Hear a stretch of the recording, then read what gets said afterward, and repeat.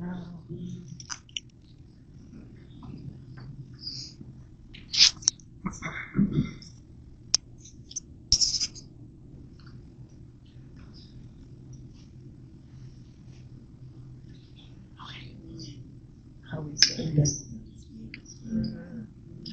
a few steps in this. Yeah. Okay. Can you see me? Yes. Okay. All right. So, good morning, everybody. Morning. And Chuck, thank you for putting part of that message into your reading this morning.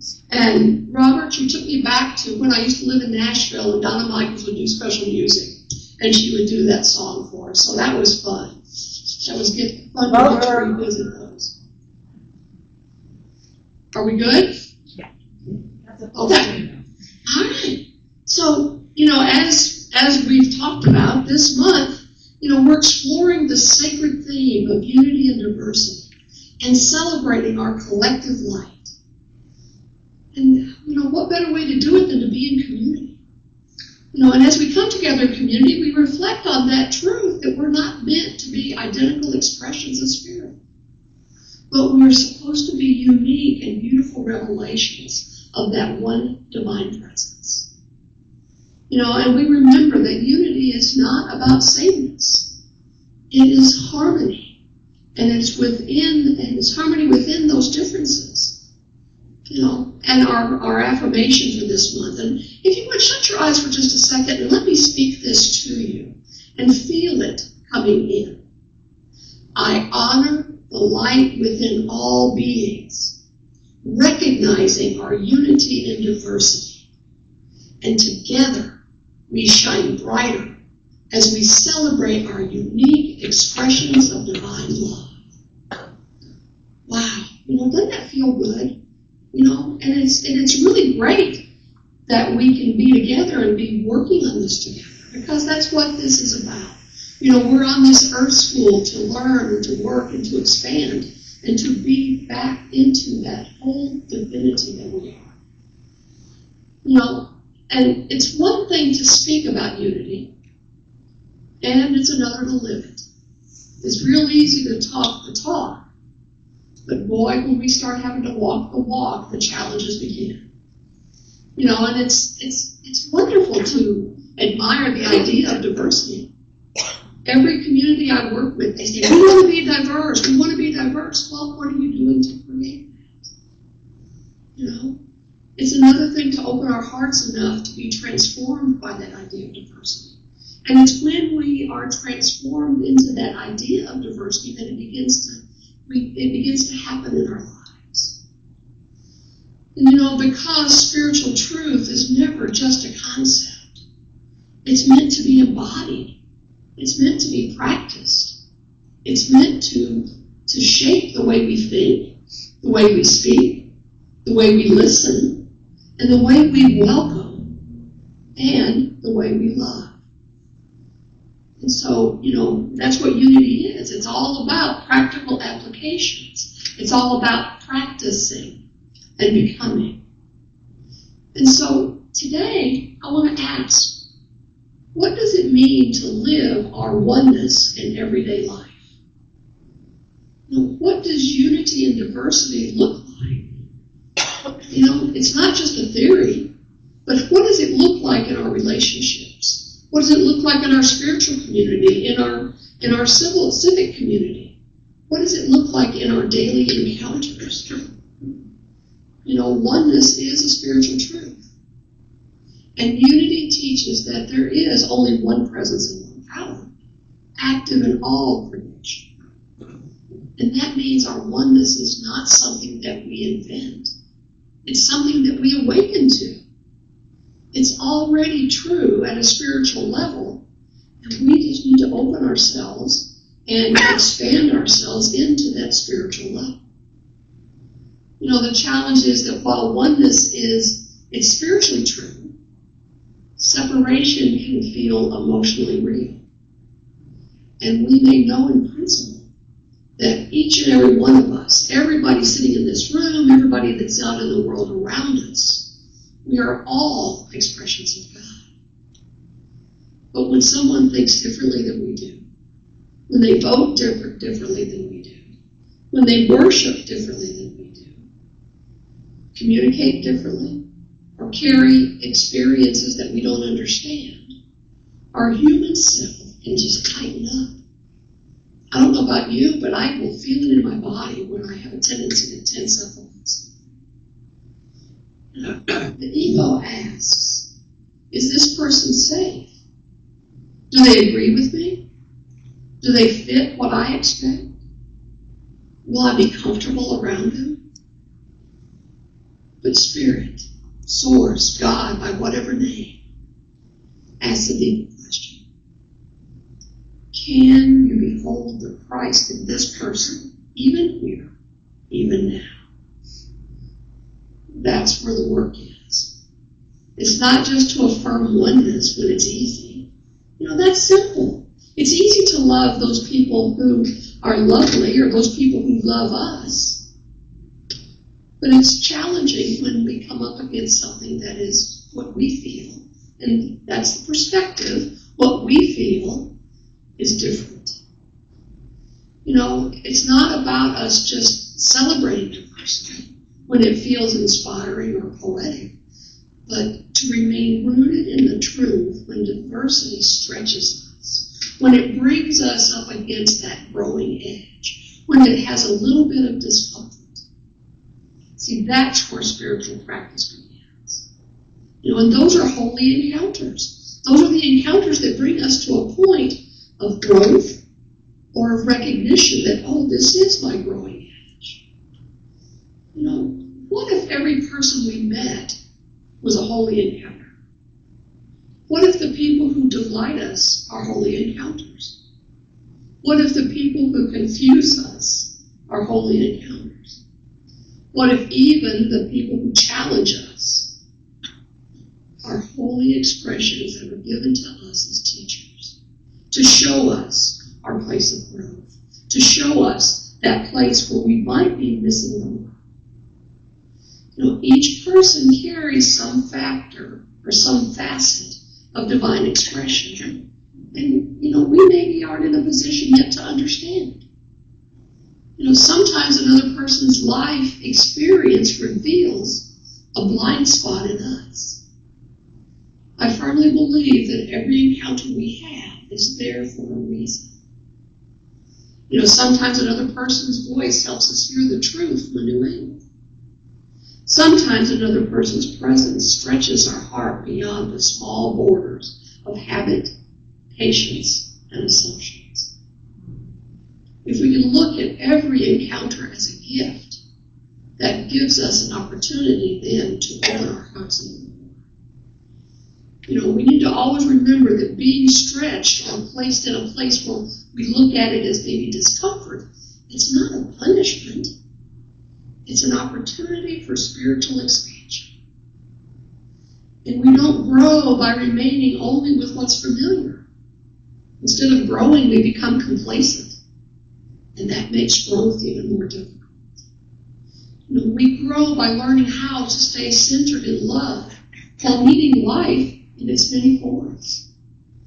And this is one of the gifts of a diverse spiritual community. It teaches us that God is bigger than our preferences. Love is larger than our conditioning. And truth is richer than our limited perspective. Sometimes people ask for tolerance as though, that's the goal. But tolerance is only the beginning. Tolerance says, I'll put up with you. But spiritual appreciation says, I honor the divine. Tolerance endures the difference, and love celebrates it. As unity people, we're called to something deeper than just mere politeness. We're called to sacred recognition, to see that each person is more than a personality, more than a history, more than an opinion, and way more than a label. Each person is a living expression of God. And when we practice sacred recognition, we stop reducing one another to something that we have imagined. We stop assuming. We stop dismissing. And we stop deciding too quickly who belongs and who does not. And instead, we begin to ask, what can this soul teach me? How might Spirit be showing up here? How can I love more fully in this moment? And that's how diversity becomes not just a social value, but a spiritual discipline. You know, diversity is a buzzword these days in our world. And it's so much more than that. It's so much richer than that. Because when we do look at it as a spiritual discipline, it opens our hearts. It provides us with another spiritual practice. And one of the most powerful ways to live unity and diversity is through listening. Deep listening. And deep listening is an act of love. It's not listening to fix or listening to debate. It's not listening to prepare our response, but listening to understand. You know, this is something that we are all guilty of. I've yet to meet a person who has this down 100% of the time in every encounter. Because we all tend to fall into one of these other little traps. Somebody may be coming and just really pouring their heart out. And instead of hearing them with our hearts, we're trying to figure out what we're going to say to them. And that robs us of a beautiful connection, of a beautiful relationship. Because when we truly listen, we're saying to another person, your experience matters. Your voice has value. And I don't have to become you in order to respect your humanity. Listening is one of the most healing ministries we can offer. And don't get me wrong. When I talk about healing being one of the most healing ministries we can offer, we are all ministers on some level. We all have something to give. We have something to share.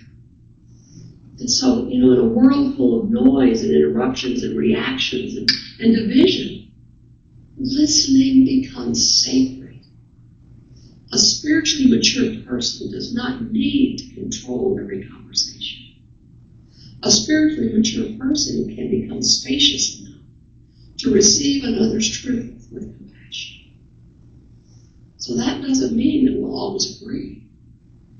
But, as has been said before, unity does not require agreement on every issue. It asks us to recognize the sacred worth of every soul. And sometimes, the very act of listening is what opens that door to healing. You know, there's another layer in this sharing today. And unity and diversity is not only about accepting the differences in other people, but it's also about embracing the diversity. It's also about embracing the diversity within ourselves. You know, most of us carry many parts with us. There's the part of us that is brave and the part that's afraid. There's a part that's wise and there's the part that's still learning.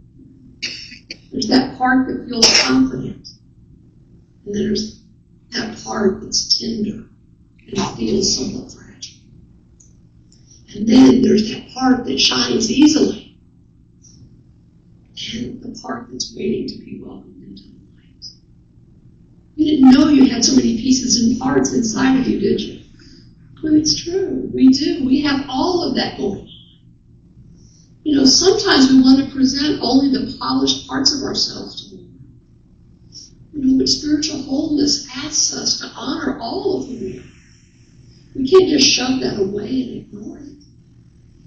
And that's a lot of the points where healing is called forward for us. You know, healing begins when we stop dividing ourselves into acceptable and unacceptable pieces.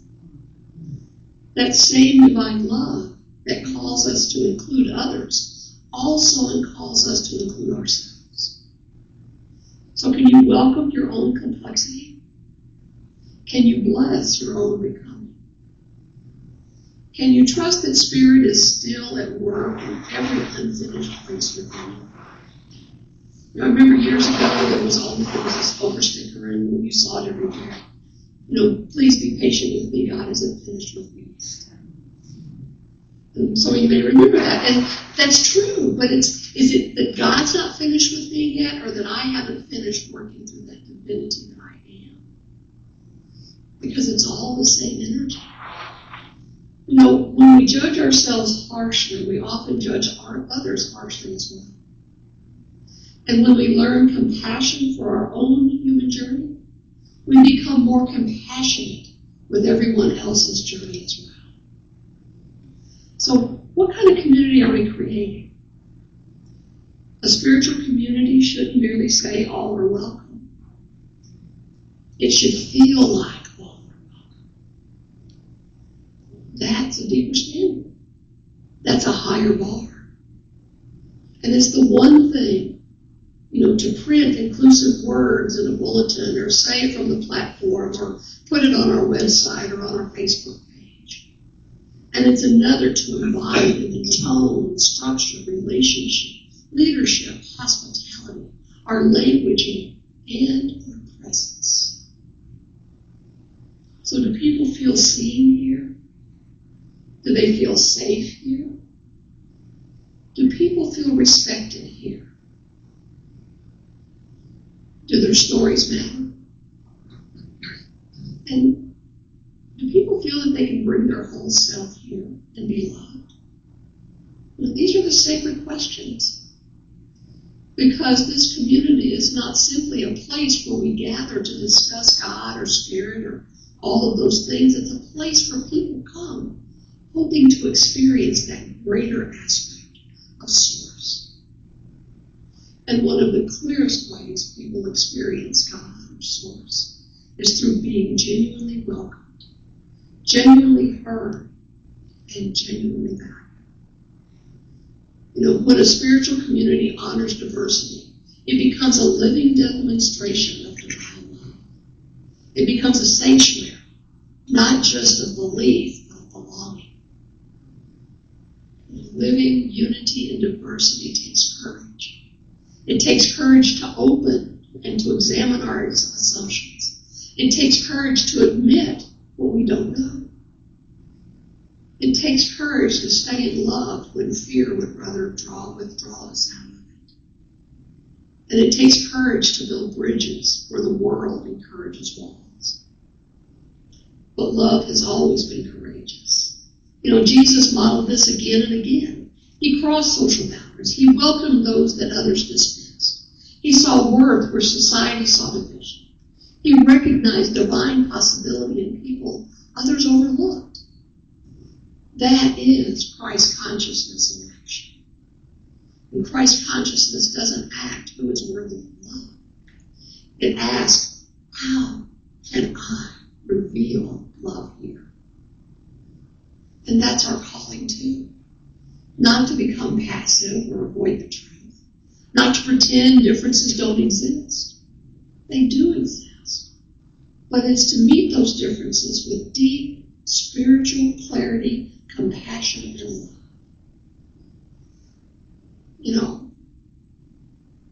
It's important that a bright spiritual community is not one where many lights are present, but it is one where those lights are protected, encouraged, and uplifted. Where people do not have to hide in order to belong. Where uniqueness is not merely tolerated but treasured. Where compassion is strong, and it's stronger than suspicion. And where curiosity is stronger than judgment. Where love is practiced, and not just preached. And it's that kind of community that becomes a beacon to the world. Because it says, there is a way to live. There is another way to gather. There's another way to get and to see one another. And there's another way to be human together. And that way is love. And so, this week, I want to invite you into into a very simple spiritual practice. If you'll take a pause before each meaningful interaction, and then silently affirm, the light in me honors the light in you, The love in me makes room for your sacred uniqueness. We are expressions of one divine light. If you can do that, then watch what happens. Notice whether you become a little softer, maybe a little more curious. I want to say that one more time. I want to go through. The love in me, or the light in me, honors the light in you. The love in me makes room for your sacred uniqueness. We are expressions of one divine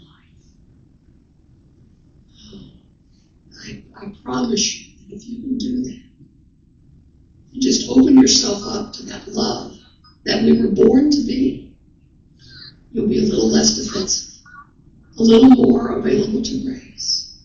Because the world doesn't change only through grand gestures. It also changes through those quiet moments of spiritual faithfulness. A listening ear, a kind word, a welcoming presence, an open heart, a willingness to see beyond the appearances into essence. And that's how unity and diversity becomes real. So we're not here to only admire divine love, but to embody it. We're here not only to celebrate our own light, but to make room for light in one another. We are here to become a spiritual community that reflects heaven's truth. Many expressions, one presence, many paths of becoming, one source, many beautiful lights, one radiant divine love. And so let us go forward this week, committed to living our oneness. So may we listen deeply. May we welcome generously. May we honor sacred difference. May we see with spiritual eyes. And may we love with courageous hearts. And may we remember we do not lose anything by allowing others to shine. We actually become brighter together.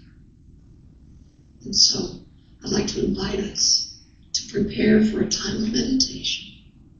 If you would. We're going to take these words, these messages into just an experience of meditation.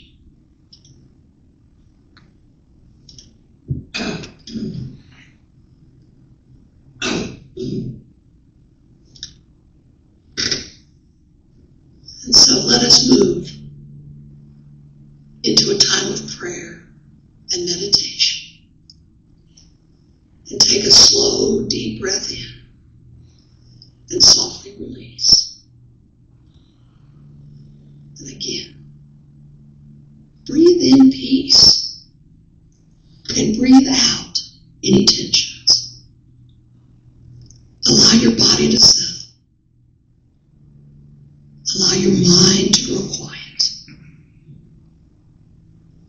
Allow your heart to become open and receptive.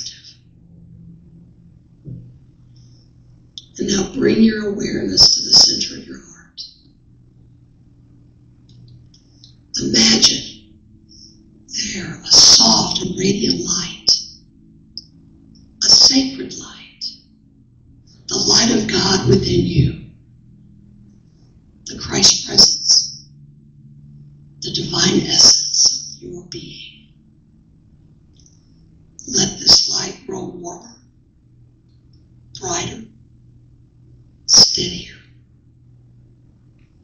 and silently affirm, the light of God shines within me. I am an expression of divine love. Now I invite you to rest in that truth for a moment. And imagine that this same light does not only belong to you, it lives in every person, every face, every life, every soul. Some people reflect that light in ways that feel familiar and easy to love. Others reflect that light in ways that may not yet be fully understood. And yet that same light is still there. Take a moment now to bring to mind someone you love easily. See them surrounded by light. Bless them in silence. The light in me honors the light in you.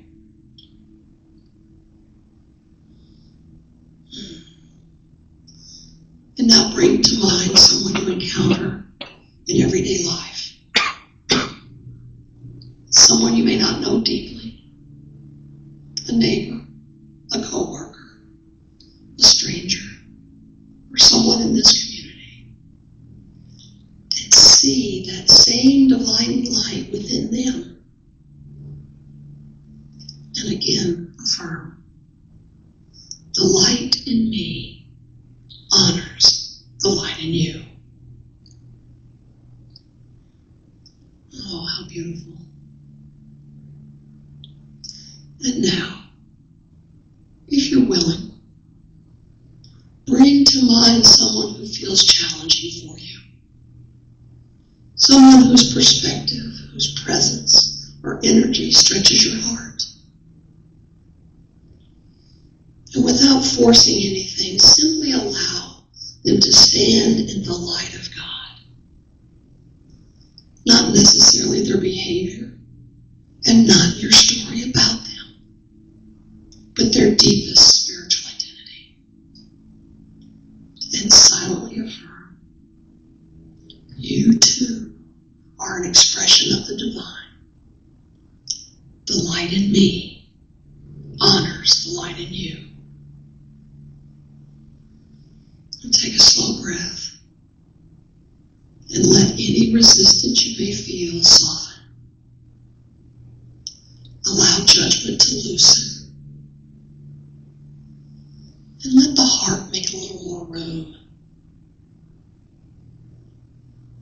And now, imagine a circle of light extending outward. This room is filled with light. This spiritual community is filled with light. People of different stories, ages, different paths and personalities, different experiences. And yet all are held in one presence, one love, one divine life. And see these individuals joining together, all of these lights coming together. Not losing any uniqueness, but becoming even more beautiful in their togetherness. A sacred mosaic, a living prayer, a community of belonging, a collective light. And silently affirm, we are one in spirit.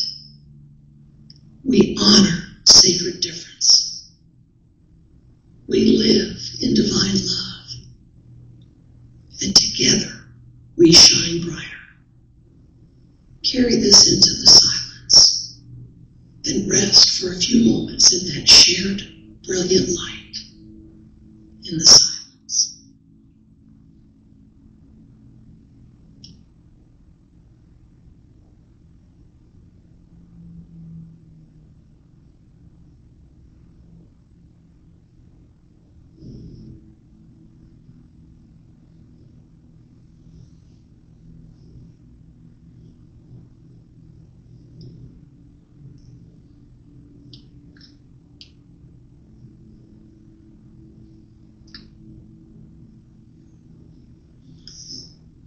And now, go ahead and let that light continue to expand beyond this room. Out into your home, in your neighborhoods, into your city, into the country, this country, and across the world.